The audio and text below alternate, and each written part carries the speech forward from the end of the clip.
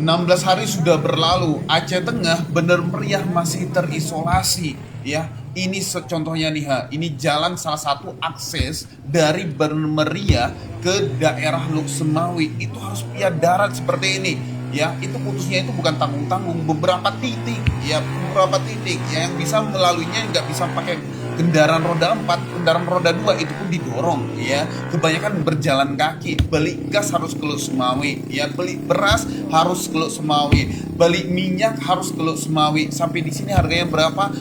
Pernah menyentuh harga 100.000 per liter ya, walaupun sekarang ini harganya itu di harga 35 ribuan ya per hari ini, ke tadi pagi kita cek ya. Tapi kita mohonkan kepada pemerintah coba serius yang menangani bencana ini ya. Coba tag Pak Prabowo ini guys ya, serius menangani bencana yang ada di tengah Aceh ini ya. Karena apa ya, kita masih terisolasi sampai sekarang, kita masih ini pengiriman barang itu aksesnya susah minta ampun. Coba lihat ini ya, seberapa parah, seberapa besar nih longsor yang terjadi di beberapa titik, bukan satu titik ya, beberapa titik ini ke Luk Semawi teman-teman ya. Memang membutuhkan waktu, tapi kebijakan serius juga sangat kita butuhkan dari pemerintah.